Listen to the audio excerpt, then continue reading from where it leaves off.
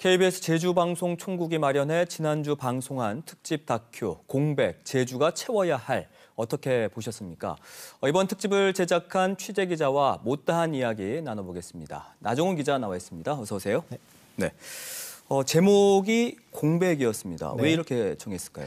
네, 먼저 이 공백이라는 단어를 국립국어원 표준국어대사전을 찾아서 살펴봤는데요. 네. 비슷한 의미이긴 하지만 여러 뜻이 나옵니다. 공백은 글자 그대로 아무것도 없이 비어있는 상태를 일컫는 단어이기도 하고요. 또 특정한 활동이나 업적 없이 비어있다는 뜻도 있는데요. 사실 이번 특집의 주제가 크게 두 가지였습니다. 말 그대로 공백 위기에 놓인 제주 의료 현실을 보여드리고 싶었고요.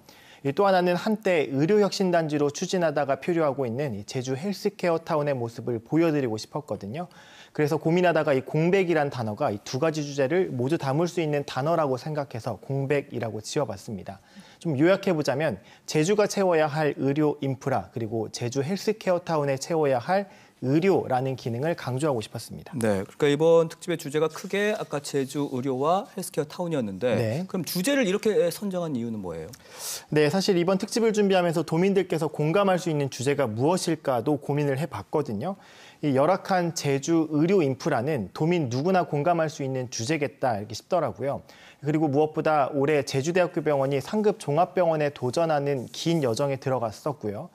이 과정의 연속선상에서 도내 필수 의료의 질 향상을 위한 이 도민 원탁회의도 열리고 있어서 현재 이 의료라는 주제가 도민의 관심이 많다 이렇게 생각을 했습니다. 네.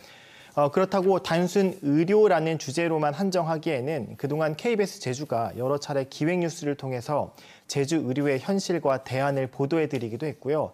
사실 열악한 의료 인프라 현실은 제주뿐만 아니라 전국이 똑같은 상황인 만큼 새로운 접근을 해보고 싶었습니다. 그래서 또 다른 주제로 선택한 게 바로 헬스케어 타운이었고요. 이 헬스케어 타운은 현재 영리병원이라는 도민적 반발과 소송전을 넘지 못하고 표류하고 있는 공간인데요.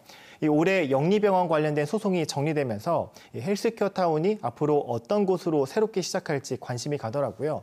그래서 제 개인적으로는 제주에는 필요하지만 아직 갖추지 못한 새로운 역할을 이곳 헬스케어 타운이 해줬으면 좋겠다라는 바람에서 이 의료와 헬스케어 타운을 연계해서 특집을 제작하기도 했습니다. 네, 그렇다면 본론으로 들어가서 네. 제주 의료의 현실 어떻던가요?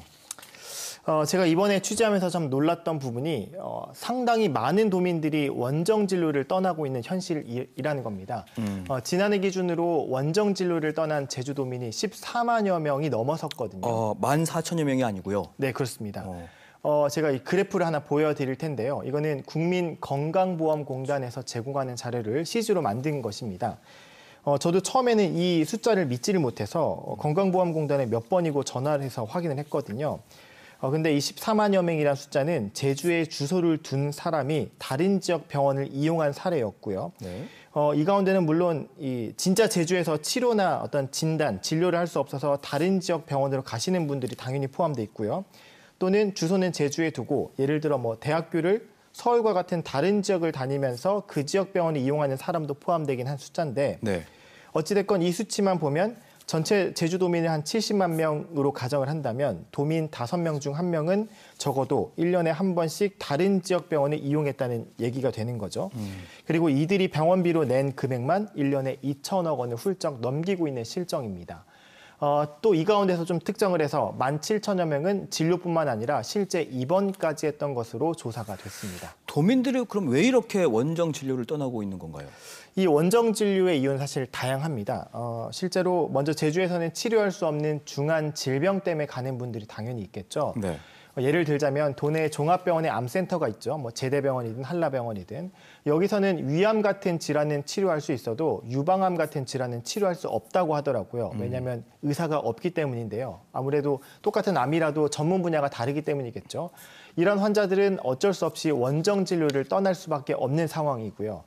또 도내에는 이 중증 질환을 전문으로 다루는 상급 종합병원이 없다 보니까 환자들 스스로도 도내 병원은 수준이 낮을 것이다라고 생각하는 경우도 있더라고요. 그리고 무엇보다 제주라는 곳이 다른 지역에 비해서 인구가 적기도 하고요. 경제 규모면도 그렇고요.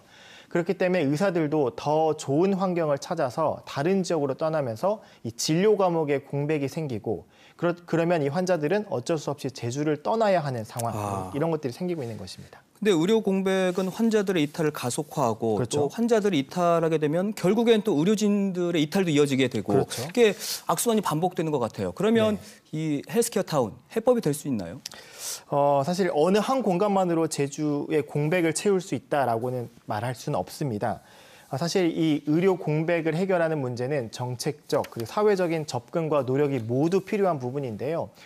그리고 이 노력도 정부나 지자체뿐만 아니라 의료진, 지역사회가 모두 함께 노력해야 하는 일이고요. 네. 그런 점에서 올해는 제주대학교 병원이 상급종합병원에 도전하는 과정이었고요. 또 이 과정에서 도내 다른 종합병원들도 각자의 역할이 무엇일까라고 고민하는 시점이었고요. 또 제주도 역시 지역의료 체계에 대한 관심을 갖기 시작했고 도민사회도 원탁회의라는 방식을 통해서 지역 필수 의료에 대한 공감대를 키워가고 있는 한 해였거든요. 그래서 저는 참 올해가 이제 의미 있는 한 해였다라고 생각을 하는데요.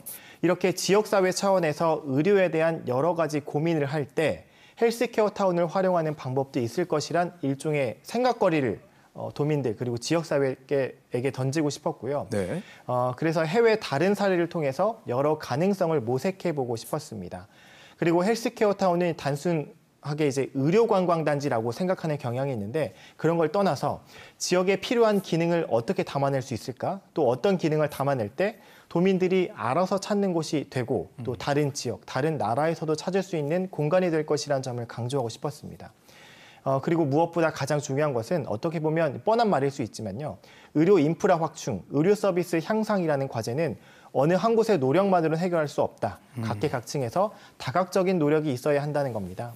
이 헬스케어 타운 역시 지역사회가 함께 고민해서 역할을 찾고 지역에 필요한 곳으로 거듭날 수 있도록 한다면 지역 의료의 공백도 채울 수 있는 공간이 될 것이라 생각했습니다. 네, 알겠습니다. 오늘은 시간 관계상 여기까지 네. 하도록 하고요. 해외 다른 나라들은 지역 의료 역량을 또 어떻게 키워왔는지는 다음 시간에 또 기회를 갖고 이야기 나눠보겠습니다. 오늘 고생하셨습니다. 네.